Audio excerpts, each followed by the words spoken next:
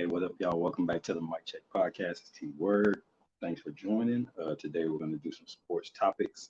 We're going to talk about the NFL news, get into some of the playoff stuff, talk about the college football playoff, and we're going to do a little bit of boxing, something to give people a chance to roll up in here, and we're going to keep it pushing from there. So in the meantime, buckle up, get your coffee, get your breakfast, settle down in front of the PC or your phone. We're going to enjoy a good time. How about that?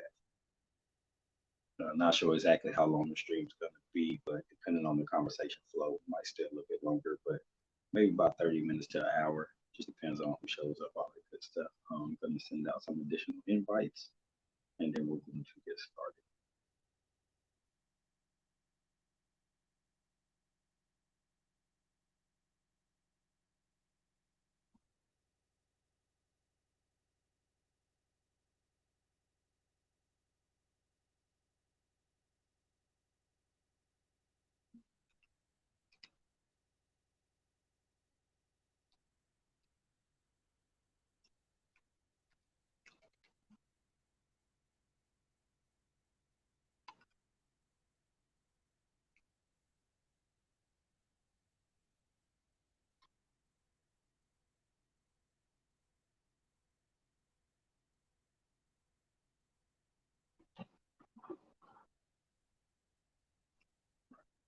One more invite.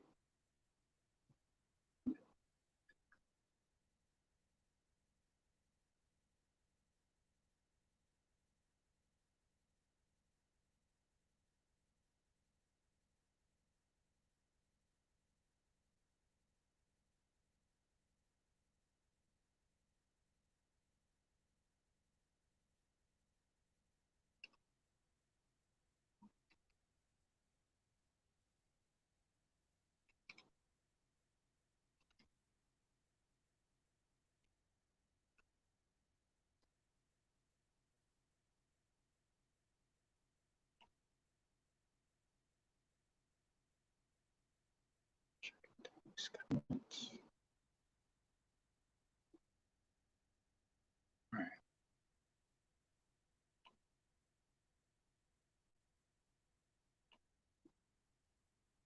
Okay, so we're going to go ahead and get started. And first thing up, I want to talk about the NFL and the young player, second year safety for the Buffalo Bills, DeMar Hamlin and Hamlin. Let me get that right. In the situation that went down with him on Monday Night Football, he was making the tackle on T. Higgins, and T. Higgins initiated the contact with a shoulder pad. Everything about the play was completely legal and within the confines of football. Nobody put their head in it. It was pretty much a routine play. If it is a thing called a routine play in the NFL, every play is dangerous to be honest. But so Hamlin takes a blow to his chest, which he stands up after the play, and he immediately collapses in what is now being called a sudden cardiac arrest. There's a diagnosis for the impact and what happened after the impact. It's called commotio cordis, and that's just blunt force trauma to the heart. And by that impact, he was sent into arrest. So I don't want to spend too much time on this particular point, but there's a lot of people that I've seen just looking on social media in the news feeds in the comments that are talking about um, trying to link his situation to the COVID vaccine, and that just doesn't make sense. Obviously, there's a very direct path to how we got here, and the best thing that we can do for him is not to spread rumors and lies. And talk about what happened. It's a contact sport, so it's not something you can truly prevent. You don't know when that blow is going to come. There's guys that have had neck injuries, severe leg injuries, just different things in the course of a football game that happen that sometimes don't even get shown on broadcast. You don't notice it unless it's a star player or a starter. Um, so I just think that it's one of them things where people have to be careful with what they're putting out there as far as like their narratives and their perspectives and point of views without getting all the research. Like I'm seeing where there were people commenting about what the cause could have been 20, 30 minutes after it happened. There wasn't even enough information out there to really say what was going on. You know, I reserve judgment until this morning to get more info, let the people that get paid lots of money to diagnose things, to put that out there. So I don't know, man. Prayers up for him. You know, praying that he'll make 100% recovery. And this isn't even about playing football again. It's just about having a normal life after the fact. You know, after a heart attack, things change for you. So you just hope that he's able to get a full recovery and go on, have a good life after the fact. That's most important. Him and his family. I did see some information. There's a GoFundMe up for him if anybody was looking to donate to, offset some things. I mean, obviously the bills are gonna probably take most of the actual charges off the table, so his family's not gonna worry about bills or anything while he gets healthy. Um, I think that the Bengals will probably tap in. Well, pretty much the NFL family's gonna put their arms around him and support that part. But as far as like life after football, whatever, you definitely want to just hope for the best and donate to that GoFundMe. It's through his toy drive that he did in December. They're just rolling that into a GoFundMe just for support. It's the let's see, it was a toy drive at Kelly and Nina's Daycare Center. This is at 800 Russellwood Avenue, McKees Rocks, PA, 15136.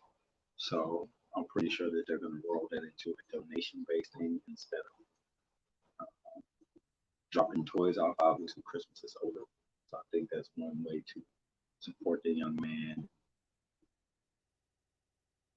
support his family through this tough time. Just show some love and support that way.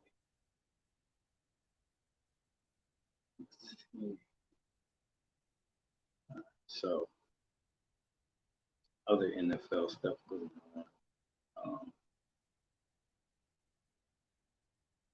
Let's talk about the playoffs. So, NFL standings are like this. We're going to start the NFC. So we've got the Eagles sitting at 13-3.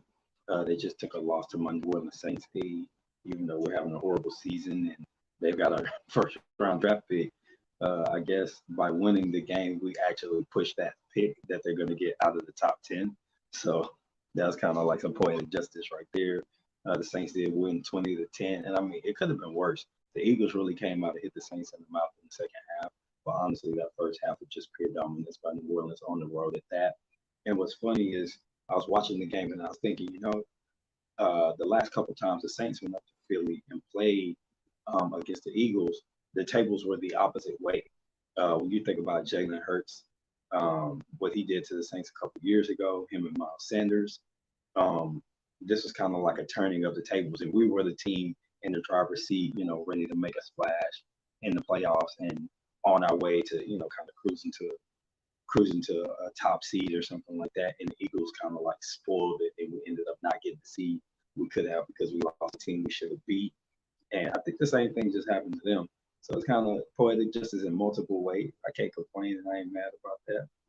And I'm a big fan of football, so I love to see when things just go awry for other teams when we're not having a great year. So you can call me hey if you want to, but I'm cool with that. But the Eagles are sitting at 13-3.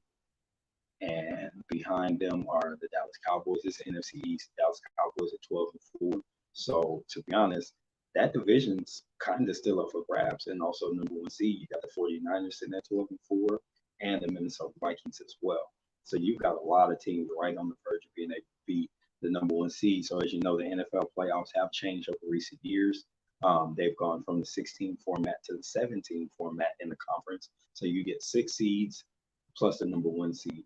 The bottom 6 teams will play each other, with the number one seed getting a bye in the first week of the playoffs. And it used to be the top 2 seeds got a bye. So now becoming number one is more important.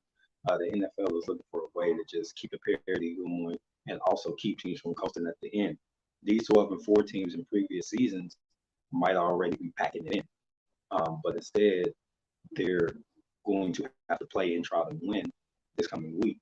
So we'll see how things play out. So this is going to be your top five. You got the Eagles, the Cowboys as 2. You got the 49ers 3, Vikings 4, and then the Buccaneers 5. But the Cowboys are basically the 5th team in because the Buccaneers are going to get a home playoff game if they go ahead and win a division. And by all accounts, they're in position to do so. Even if they finish with 8-9 record and the Saints finish at 8-9, the Buccaneers did beat us twice this year, so they're going to go ahead and get into the playoffs. Now, when you're looking at teams number 6 and 7, the Saints are eliminated. Let's remember that. Teams number 6 and 7, you've got Seattle at 8-8. They could get into one of those spots. The Lions are 8-8, and the Packers are 8-8. So both these teams could get, all of these teams could get into one of those spots and potentially get the playoffs. So we'll see how that plays out. That makes this week critical. And don't forget, the Giants are 9-6. They've kind of sort of locked up one of them spots. So in my opinion, I would say that 6 of the 7 seeds are locked up. And it's just going to be up to Seattle, the Lions, or the Packers to take that final spot. Like I said, the Saints are eliminated. They will be the next in line at 7-9, and then the Commanders are 7-8-1. But you're never going to get 4 teams from the same division go. That's just bad math. You know what I mean? We're going to flip over to the AFC and diagnose this playoff picture as well. So I'm glad they got some markers on here. All right, so the AFC and divisions clinched. You've got the Buffalo Bills. They've already clinched. The Kansas City Chiefs have clinched their division. And wild card spots that are secure, the Cincinnati Bengals and Baltimore Ravens both have secured, and the Chargers have as well. So the records are lining up as 12-3 for the Bills, 13-3 for the Chiefs. The Bills only have 15 games versus 16 for everybody else because the game involving the player injury was suspended. So you've got that going on. Chargers are 10-6, Bengals are 11-4, and the Ravens are 10-6. Now, this is something interesting to notice. Trevor Lawrence and the Jacksonville Jaguars have stormed back into playoff contention and have a chance in their division. They're sitting at 8-8 with the Titans at 7-9. So somebody from that division is going to get a home game, and they could potentially have a losing record and still get a division home game. And that's kind of a bad omen for any team that's seeded a little bit higher because let's say you're the Ravens and you finish 10-6, or you're the Chargers and you finish or 11-6, and you have to go on the road and face a hungry team like the Jacksonville Jaguars with the way that they're playing. Sometimes it's not who you play, it's when you play them. You catch the right team at the right time, or I guess the wrong team at the right time, and they can kick your butt and knock you out the playoffs just like that. So that's something to think about down the stretch here and see how things are going to play out. It's a little early for me to pick favorites. I want to see how the seeding ends up, how the top 7 from each conference comes out, and then I'll start to do my playoff predictions, and then we'll do something where we just kind of picking winners and losers and what we think is going to happen. Oh yeah, while you're here, go ahead and hit that like button. Don't forget to subscribe. All of that is appreciated. Let's see.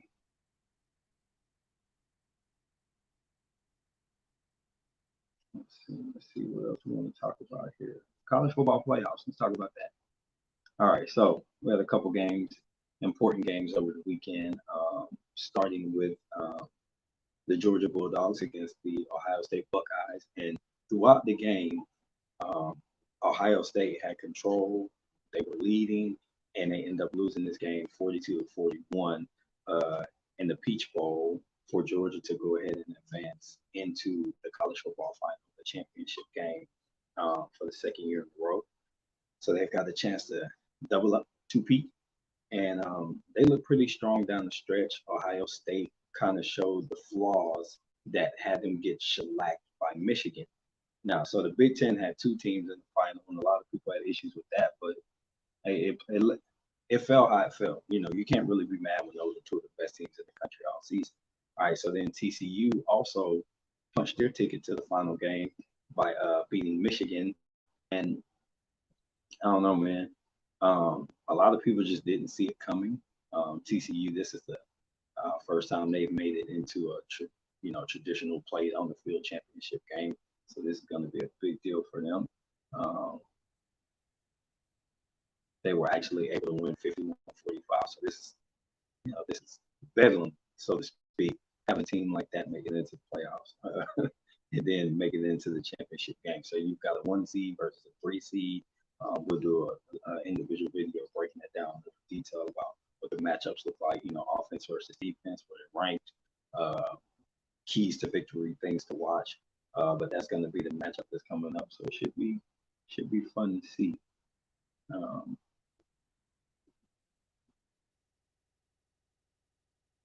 Let's see what else we want to do. Let's go ahead and get into some boxing. How about that? Boxing. We got the football covered.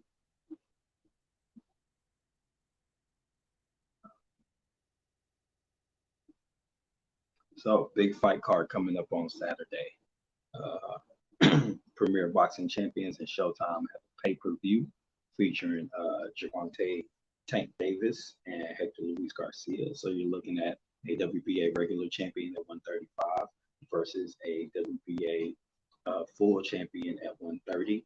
They're going to go head to head. And this card, it was something else. I can't remember if it was Q or somebody else, but this card is very much localized.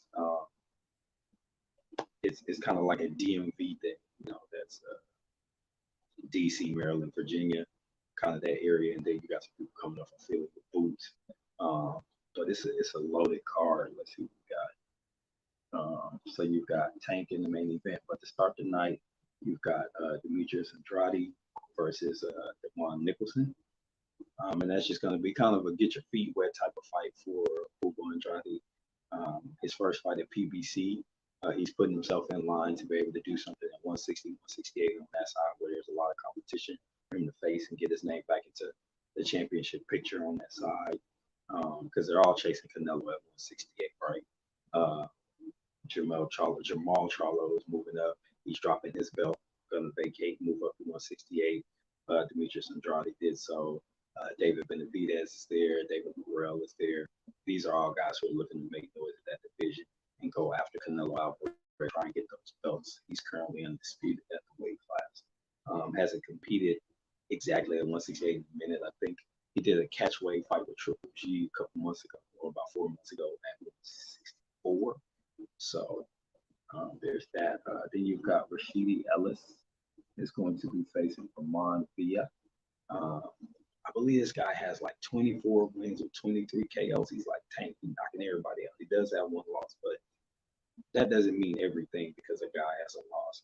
I can't wait until we age out of that era of the protect your O, because it is tanking boxing a little bit. I would like to see more people fight and risk the O earlier. And if you lose, hey, you know what? It'll make you a better fighter because now the pressure of being undefeated is off. Something about it's like when you think about like sports, like football specifically, because there's so few games, and when teams are going undefeated, every week there's a certain amount of nerves involved because you're worried about losing.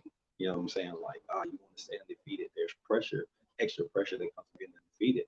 But let's say you lose a game, let's say middle of the season, and then you come back and you're able to like play more relaxed. It's the same thing with boxing. I'm not saying pursue the loss, but definitely it's easier to control the emotions of the fight or the game when you're not under that pressure of I can't afford to lose. I don't want to take a L. And then you get to deal with the mental aspect of it and kind of learn how to process.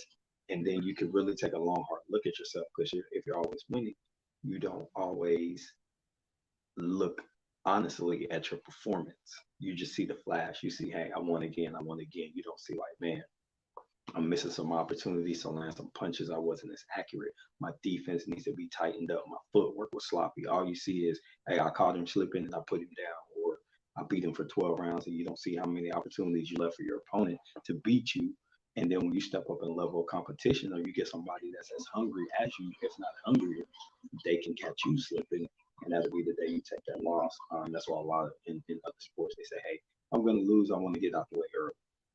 I don't want to get into the playoffs and lose. I don't want to get into the meaningful games and lose. If I'm going to get one, let me get it out the way and be done with it. If fight have to lose it all. Um, so I think that that makes Ramon Villa a little bit more dangerous. Also on the card is going to be Jerron Boots Ennis against Karen Chikadze. I don't know how many different ways I've said that name since it came out, but it's for the interim IBF welterweight title. So this is going to be Jerron Ennis stamping his way into Errol Spence's life as a mandatory competitor sometime this year, and that's going to be good for boxing. Seeing those two dudes fight is something that's high on my priority list. If he's not going to fight Terrence Crawford, if either one of them ain't going to get Crawford, I want them to fight each other this year, and I want them to come with their best. I don't want either one of them beat up or coming off a loss or anything crazy. I want them at their best and go head to head. I think this, by all accounts, should be a walk, not a walk in the park, but this should be a short night, easy night for Boots. He looked sharp in training. Not sure if anybody's caught the videos that have been released out of fight, but he's hitting pads and he's throwing the hooks, and I mean it sounds like gunshots. So he's bringing the bang. And he was talking about there's a specialist out called Fight Towns, hosted by Stephen Jackson on Showtime Sports, and Boots is on there. Cool Boy Steph is on there. Who will get to in a minute, and he's talking about training. He's talking about sitting down with his punches and all these different aspects of boxing, and you can see that he really loves and cares about what he does because he'll do his training and then he'll turn around and train other fighters. So he's eat, sleep, and breathing. He's a dude that sleeps with basketball. You know what I mean? He's that. So you got to respect that and you got to appreciate what he brings to the table. Now back to the main event that I want to talk about. Tank Davis versus Hector Garcia. So Garcia had a really good 2022. He started off with a stunner over Chris Colbert, which was, I had Colbert winning the fight before him. He was a late replacement, and I don't think Colbert knew what he was getting himself into. And this dude snuck up, kicked his butt. He beat him up. He pushed him around the ring. He really bullied him, but not in a just non-intelligent aggression. It was very smart. He applied pressure. He sat down on his punches and he hit Colbert hard and he tested his manhood.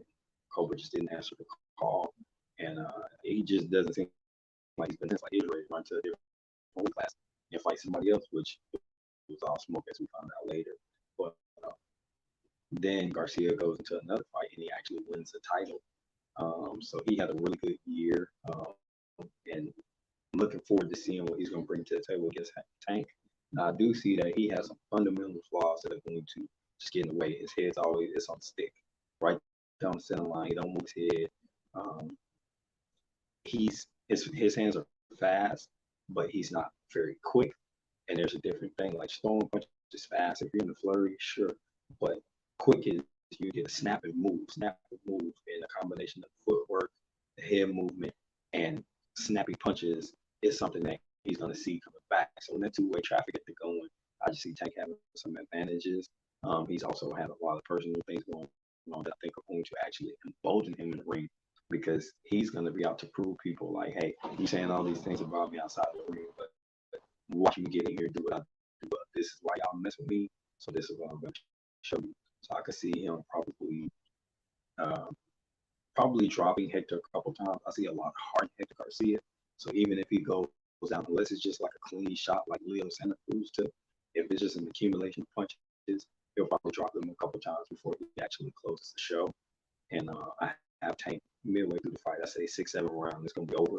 If it goes beyond that, I'll be really, really, really surprised. So we'll see how it goes. Other boxing topics to talk about. So we made some videos about it, but Cool Boy Steph, Stephen Fulton, and the Monster, are on a collision course to fight at 122 pounds, and people are starting to put out that there's some ducking going on, that Stephen Fulton is not wanting to fight anybody because he wants to go in a rematch for the role first. And I don't see anything wrong with putting a resounding stamp on that win that he got to unify the titles when they fought almost 2 years ago or over a year ago. A lot of people were saying he didn't fight. They were saying he ran, he was getting beat up. And if you go back and watch the replay, he's giving in Figueroa the business, and he's been slick at the same time. So you got to think like, come on, man. Everything that you first see is there. Like people talk about, oh, he landed more punches, this and that, and it's like that's not how fights are scored. Like in accumulation, oh, that round he landed 60 punches out of 183. It's like the judges don't know that.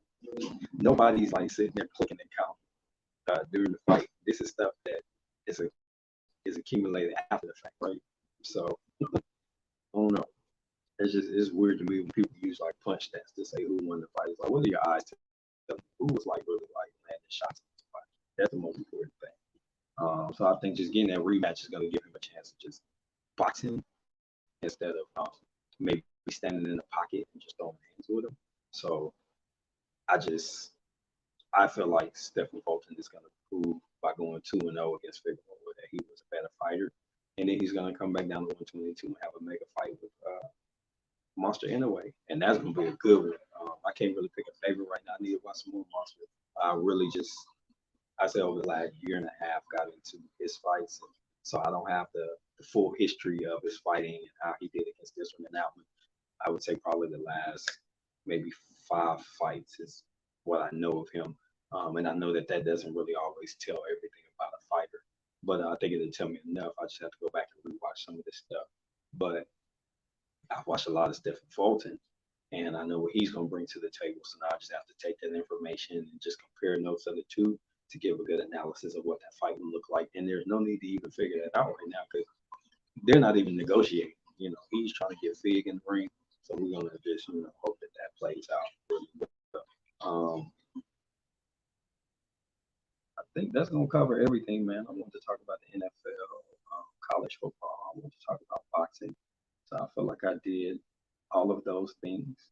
So I think we're gonna go ahead and leave it right there. Like I said, it was around about 30 minutes. It's been just under that. So just to close, go ahead and like, comment, subscribe, join the network. Um, all the information is on the screen. If you want to donate to the stream, $THA MICCHECK 12, the mic check. So go ahead and donate if you want. Don't forget to like, comment, and subscribe though if you're watching this on replay.